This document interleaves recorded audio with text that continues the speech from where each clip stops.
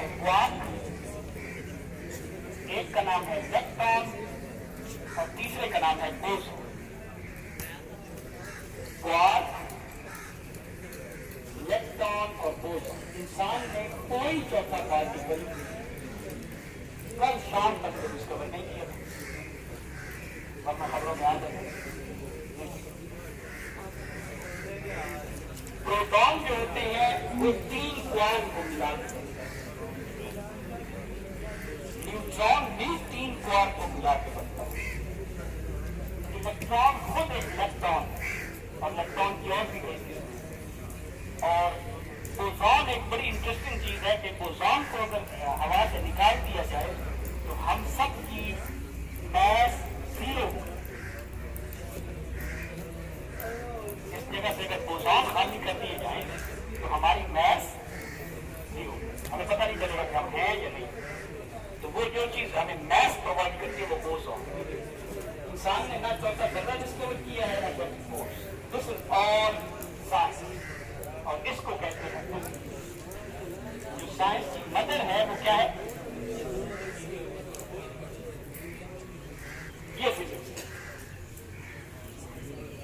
अगर इसमें से मैं ये एक फोर्स का एक छोटा सा हिस्सा अलहदा करूं, इलेक्ट्रॉन का, इलेक्ट्रॉन चीजें कैसे दो चीजें देती हैं और लेती हैं और आयोनिक बॉन्ड और कोवेलेंट बॉन्ड बनते हैं।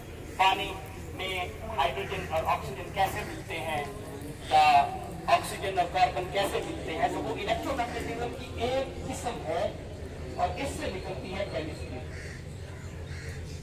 तो केमिस्ट्री वो साइंस है जो असल में इलेक्ट्रोमैग्नेटिज्म के छोटा सा शोधों पे काम है।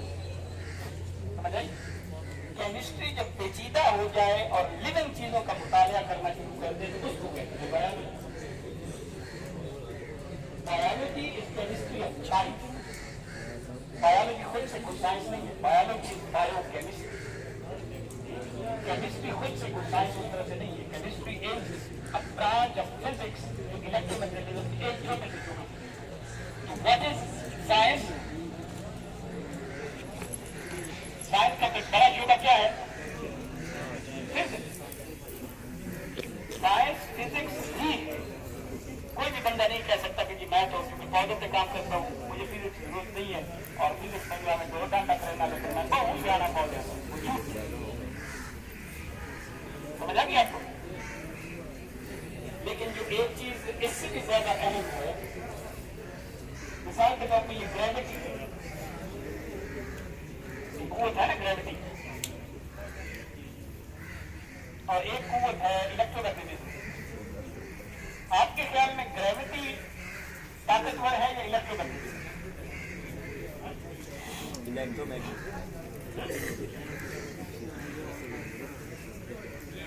अब इसका मतलब ये हुआ, इस सवाल से ये नतीजा निकला कि हमें मेजर करना पड़ेगा। क्या करना पड़ेगा? जब मैं मेजर की बात करूंगा तो इसका मतलब है कि मुझे मैथमेटिक्स की जरूरत पड़ेगी। अगर मुझे रियाजी नहीं आती तो मैं इनमें से किसी फोर्सेस को भी अपने इस्तेमाल में लाने के काबिल हूं। मुझे अगर तकलीफ की ग्रोथ का नहीं पता तो मैं तो कंट्रोल नहीं कर सकता।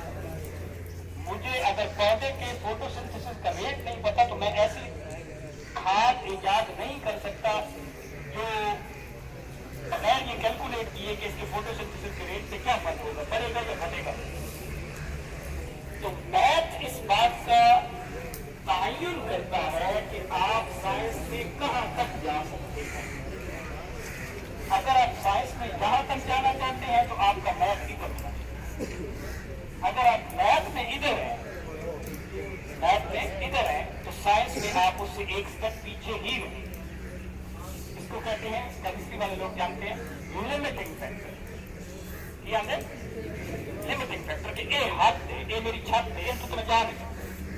आपको अगर अच्छा मैथ आता है तो आप साइंस को वहां तक ले जाएंगे।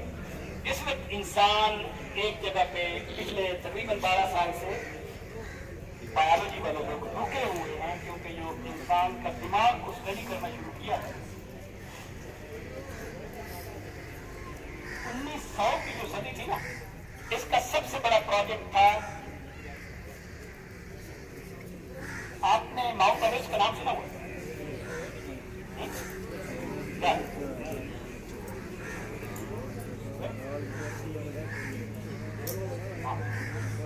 एवरेस्ट एक दरिया की पहाड़ की चोटी है।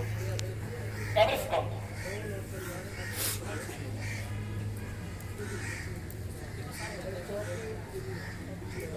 कौन सा? एवरेस्ट, ये कह रहे हैं एवरेस्ट चोटी को सर करने वाला था। आपको सांप क्यों सूख जाता है? आप कोई भी चीज बताएं, अंदाजा लगाना। आपके ख्याल में मिस्टर एवरेस्ट कौन था? डिस्कवर किया था, जैसे उन्होंने कहा सर किया।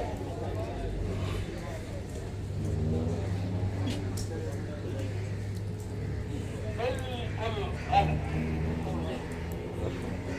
जॉर्ज एवरेस्ट वो आदमी था जिसने जमीन पे बैठ के चोटी पे चढ़े बगैर ट्रायंगल की मदद से, मुसल्लस की मदद से माउंट एवरेस्ट की हाइट मालूम की थी।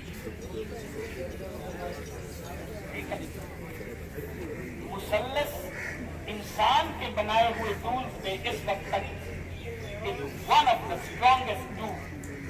एक बादशाह सलामत आए थे, आपको